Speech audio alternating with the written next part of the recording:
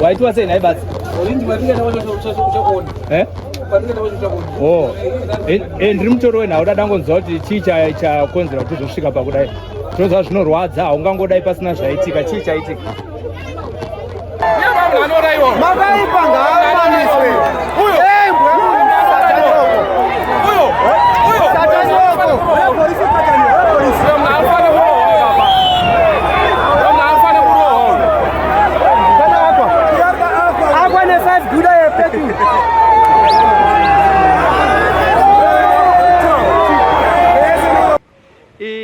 tiraona mazopedzisira mazokwira mumutu imimi munozivana here nabatsirai handizivana indogara kwekwedu saka kana ndiri mukombe ndichienda kutaura saka apa ndaona munhu ari mutembo ndati arega ndiburuke ndione kuti chikuitika chii bandasvika bandamira saka mapurisa nefire brigade vamwe vaida kupinga bandaona kuti vari kuita kapununu bandawakumbira kuti ndokumbirawo ndikwire nditese ndibate munhu vamboramba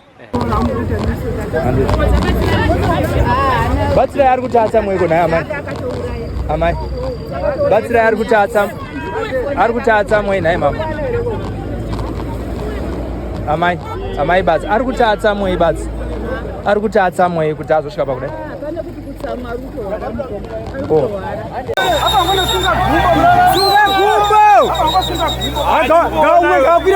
aiwa umwe ngakwira nekuseri kwauregera munhu umwe ngakwire nemutu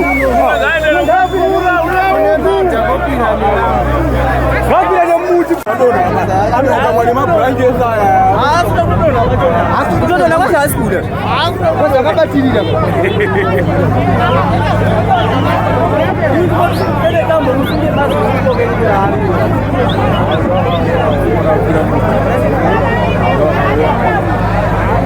Onde vai dorar já muka? É uma roupa. Atacandia nesse.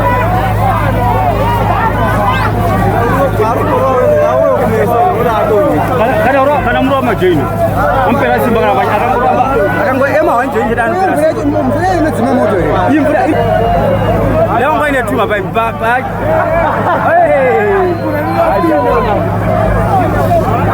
Shiroe.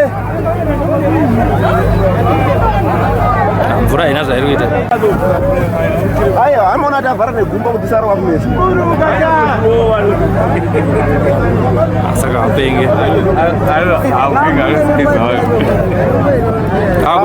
Akudzika ega ngauye. Uya kutolenda vari kuita. Ona uya kudzikawo. Asabudisa chinhu chake. Avanotema shama. Shama ikatemeka bosi. Hazvodi akangotema shama anojumika izi kapo anenge kabatani wani. Chirinyazoziva kuti fesi. Akazoziva kuti fesi yangu ngeri kudani karova fesi ndaenda. Kune kushinga akona kuya. Kudi apina udara chitau. Apina udara chitau. Asikuita zvepurpose. Ndandisikuita izvi.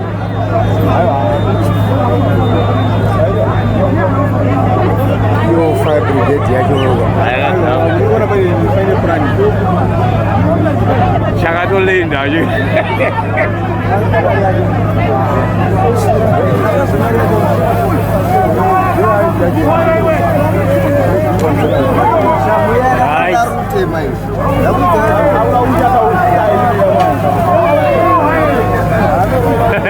Ada chichikaira mombe dzake vanja.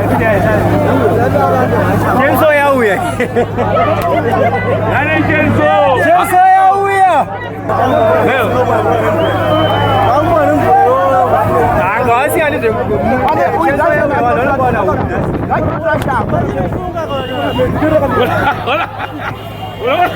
Ngadio rokoro. Ayo, ilo roko ndinokutotia shamuke. Leo ndi pano ngodaswa akona pese baraka kubibitsa. Akangonza gumbo lake na something yangu. Wana umachikira Kochense yake ripi? Unatambisira wangu.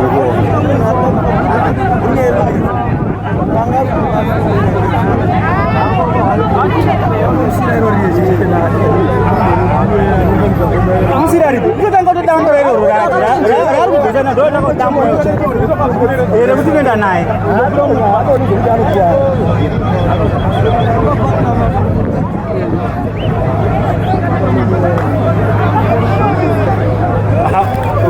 mdala akagera tokira ali. Ndobuka kwira hiyo. Wachola zikutweneza oba. Huyu. Ayo mwana uzwana acha bali huyu mwana yeye. Ana pena yeye mimi manja.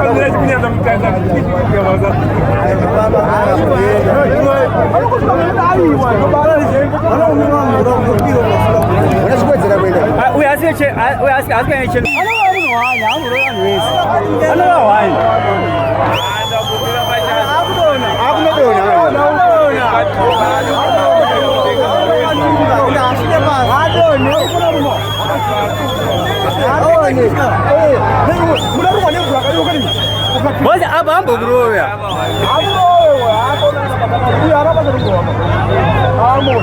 Zikanaye. Zikanaye. Zikanaye. Zikanaye. Yama yako. Bali kwa changu na zikawezi ni kamuji. Zikanaye.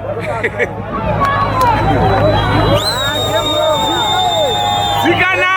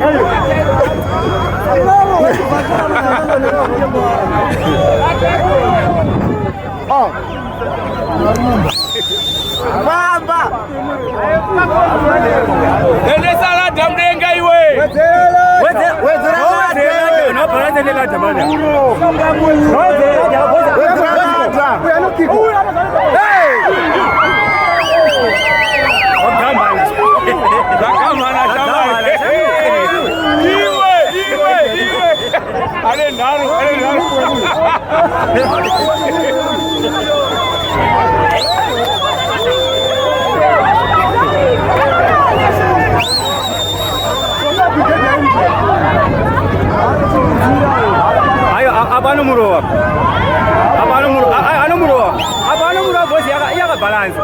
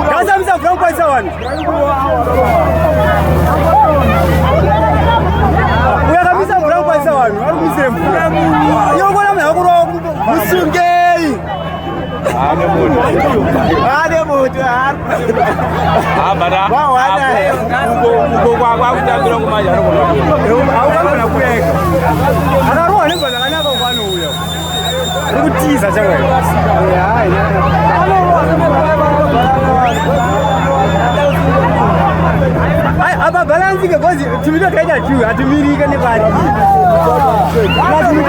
lazima kwa kuche aru kuisamso mudia kuche daga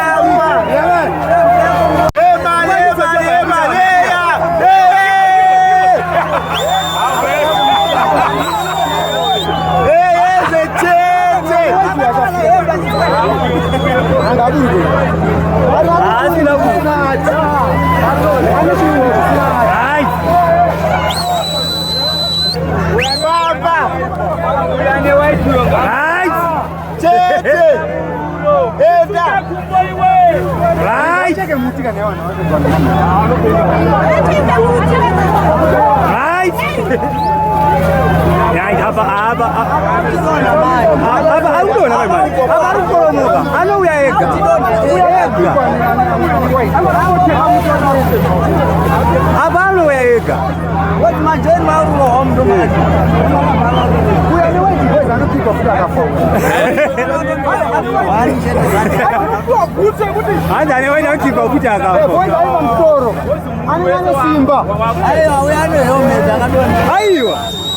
Musana unochoka. Hapa unochoka msana. Rowa papo, rowa. Gara mbajwa hapa, anosiya che. Rowa hapa. Rowa.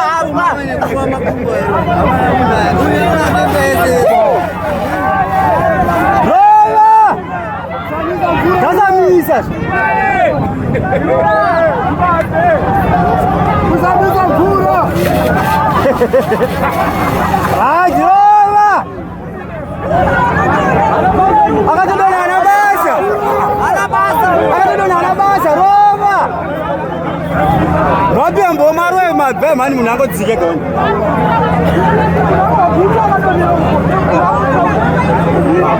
Bosi ya asi to chokwadza wanu kasaka imi moto okwadza iye. Motika okwadza seko. Iya bosi ya asi to boteta okwadza iko.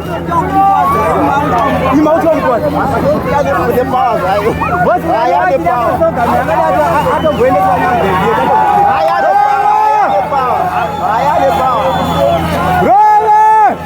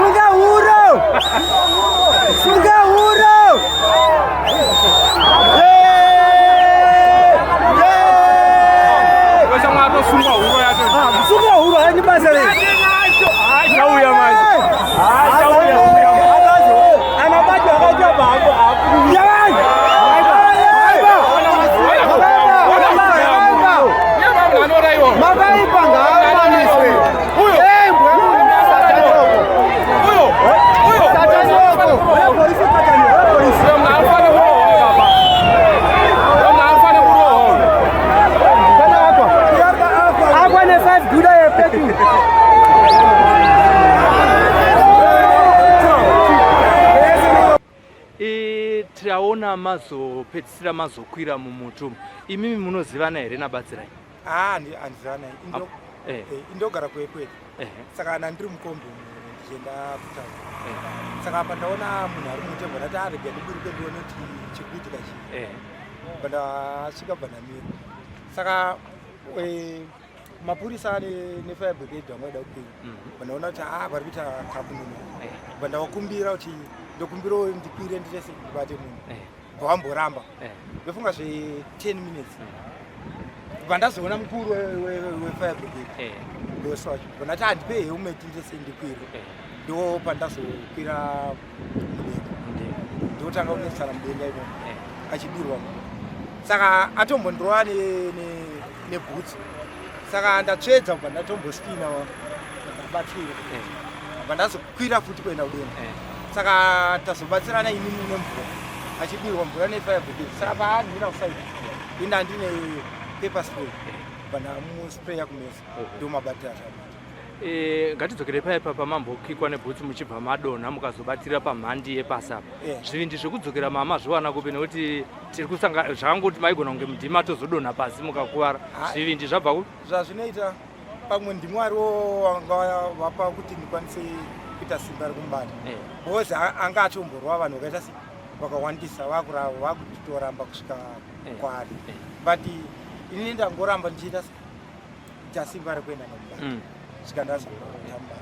Kubva pakuburuka kwenyu mukombi chaiko mamuchinzwa mukati menyu muchiti chii chaitika mama bhadhara kombi kuti musvike kutauni ka ndandichenda ku-DZ ndemwana wangu ari kushandako saka murungu wacho anga atizoni yaone mwana murungu bva ndasvika pachatcoma murungu bva ati ndabuda wozoya mangwana saka ndo ndaida kuti ngoti arega ndichingosvika mutauni zvangu ndosedzera saka pandaona munhu ari mutombo ndangoti arega ndibudikire panapa ndokubatsira pandaiti.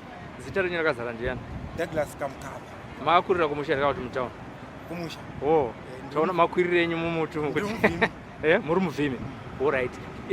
Kana muchizozviqualify kuti muri muvhimi muri kutaura kuti muri muvhimi here anogona kuita inonzi side hustle nevanhu kana kuti muri munhu anotodzinganisa tsuro nemhembo? Ya taibvuma kumusha saka zvokwira miti pane mhuka dzinokwira miti hataizviita saka ndanda kungozvijaira zvokwira miti. Oh.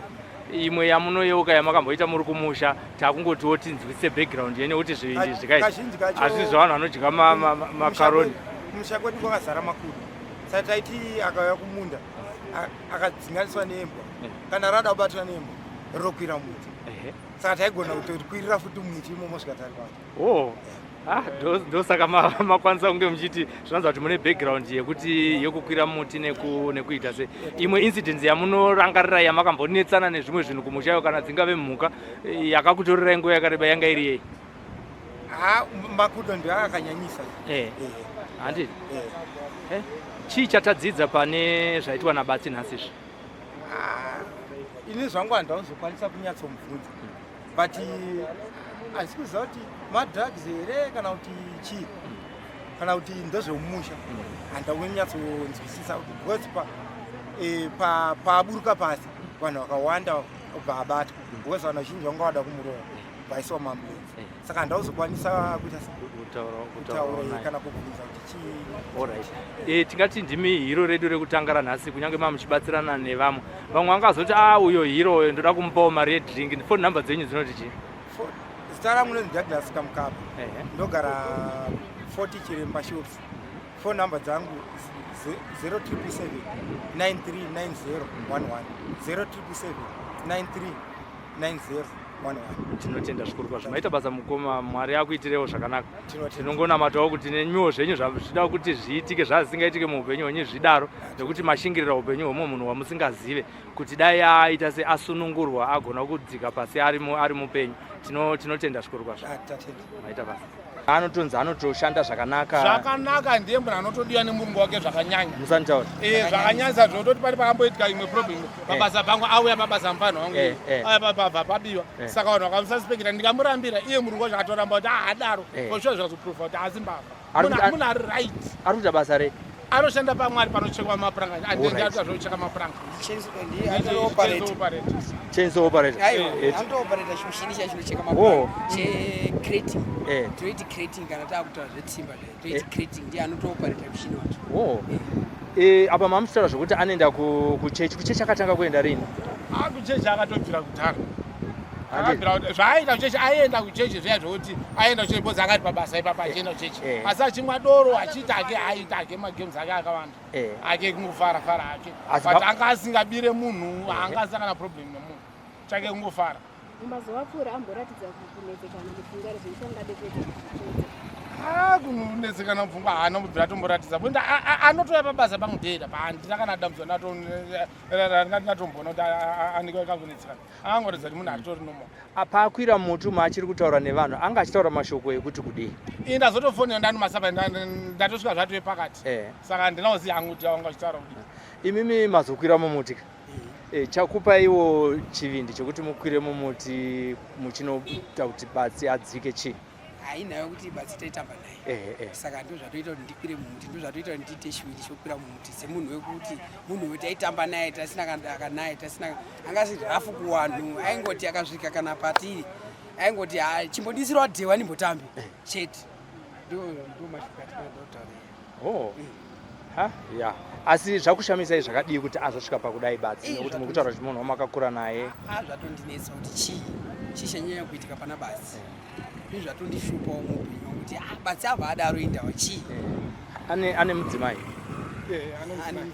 ane vana ane mwana 1 saka chii chatinodzidza imi makakura naye tine rombo rakanaka kuti kutaura nemi makakura naye munhu azvisvika pakudai ndezvipi zvatadzidza panguva yakadai so? Ndinobvunza kuti hameno kana dziri mhepo dzimumusha kana pane kakunetsana kwaita naamai bhosi kana kuti hazvaamai kaiti means hameno pane kakusaurirana namama. Vamwe vanga vachiti hanzi amai vanoziva zvavakandiita mukutaura kwako chingoitwa nemakuhwa nevanhu ipapapo. Kusazoziva zvinogona kudaro bhosi zozoti dhipi zvemumba tozotadza kuzoziva. Kamera yambenge yange record audio pekutanga mamuchitaura kuti batsi anonamata mungadzokorora statement iyo. Batsi anonamata chechi yake ipapa Mwari paanoshanda ndo paanoshanda achiita basa rei right ndicheni okay ndiye bhosi lyawo anocheka mamapuranga nechipeniso meshi chaichocheka mapuranga chislice mapuranga naika alright. Saka mungapo vamwe vanhu yambiro yekuti kudii vakateerera mese zvenyu 1-1?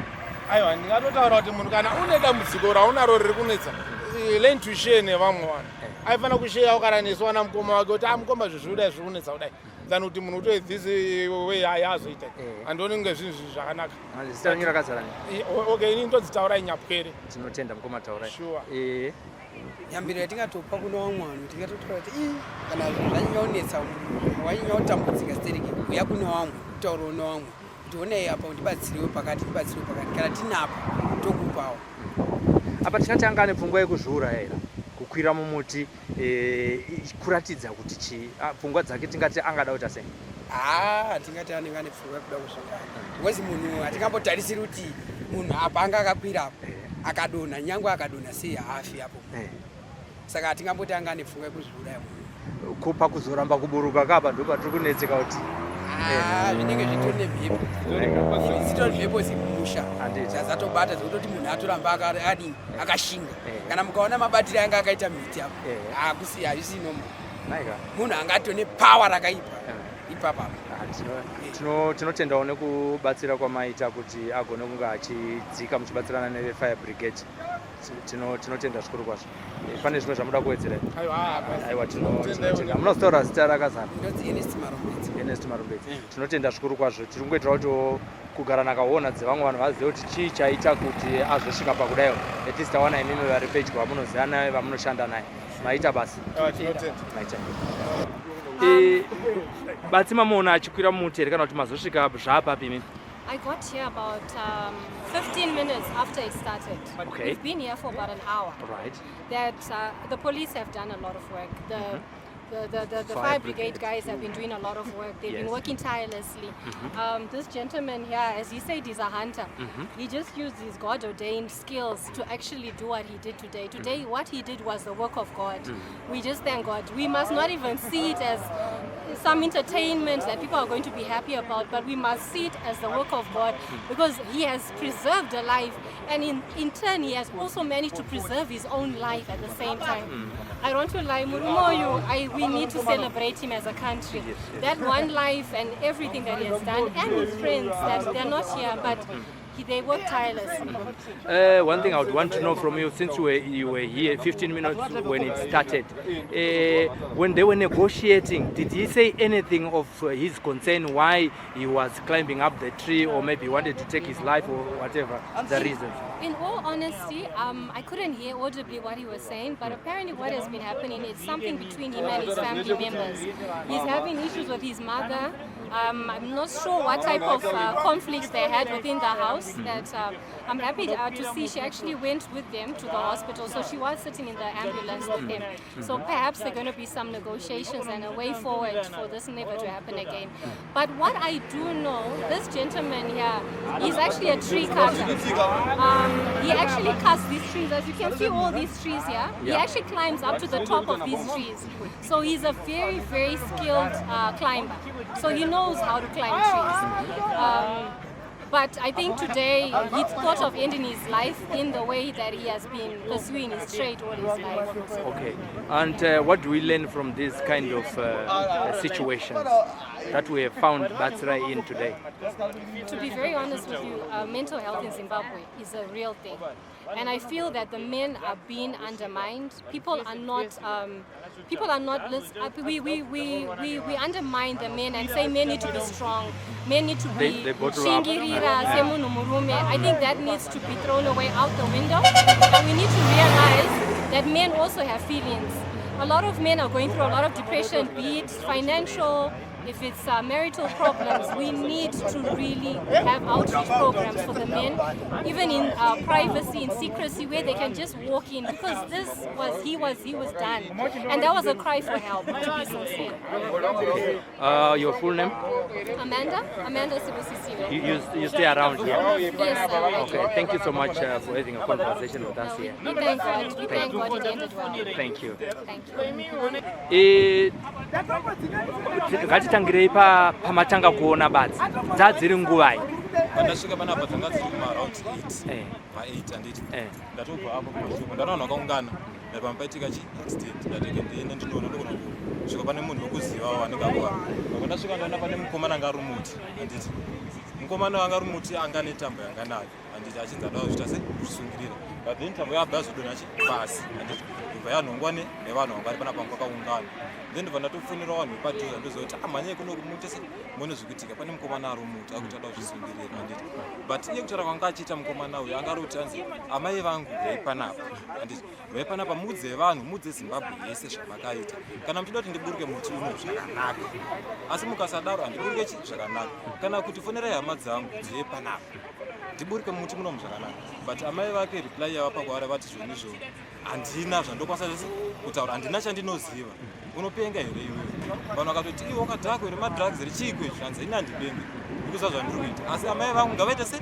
ngavataure zvavakaita handiti ndokutaura ngaita chi mukomana kusvika pazouya vanhu vakawanda patozowanda vanhu pakaziva vefire brigade vavaziva nemvura vamwe vakakwira muti patombotanga pane about 4 vakomana vatogokwira vadatira kumubatsira kubva varowa neshamwe matona atokuvara atorowa nechimoti so handiti then vaziva mukomawa zvinomubatsira vanga nechiita vatombosvikatama vatombokava panapa vachizimoti kusvika palefu but managed anazosvikake pasi vakwira futi kuenda kumusoro ikoko kuenda se kumubatsirana nomawangu ariko kuti vatise vawane kudzikisa pasi asi mukomana anga ane simba rakawandisa angachivarwisa vari angachivarwisa angachivezekana kutoku zvekuti daita mistake kana yekuti branch ranga ratsikirira kana chikoka asina kubatwa nevanhu vakauya kuzomubatsira aikuwara pasi kuona pane mabhodhoro pane zvakawanda matombo aigona kundona neani side any engo munhu aikuwara kana kutongofa ipapapo.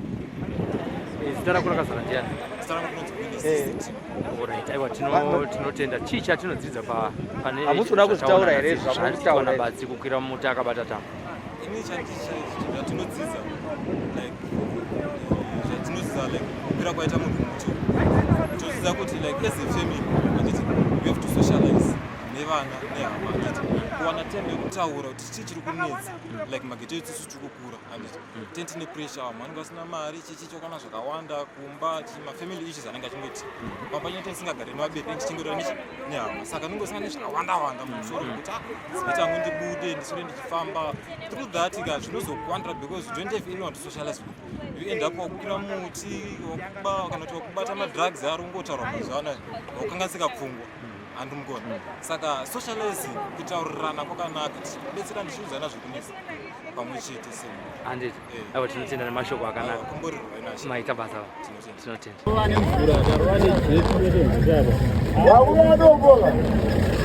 amai handazobata zita raka batsira mangunda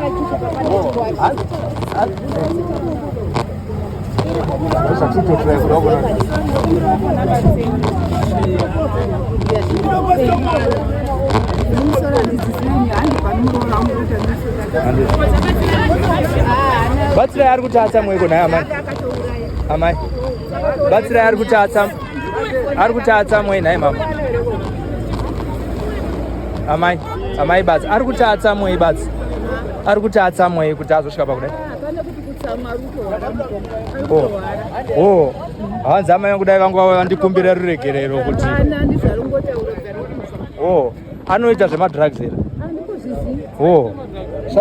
anogara kupi? Anogara kuEpwetwe. Oh.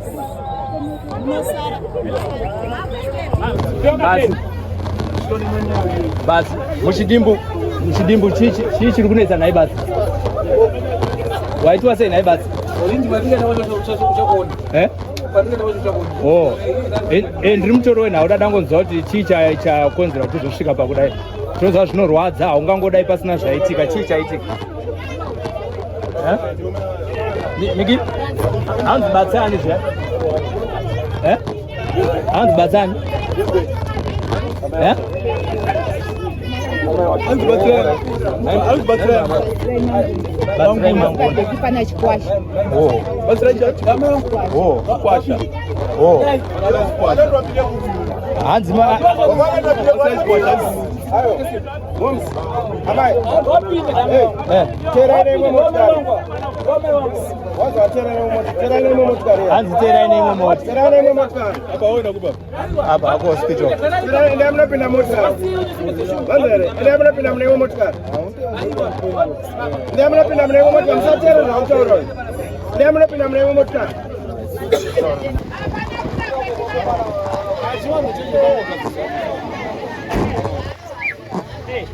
mira what's up with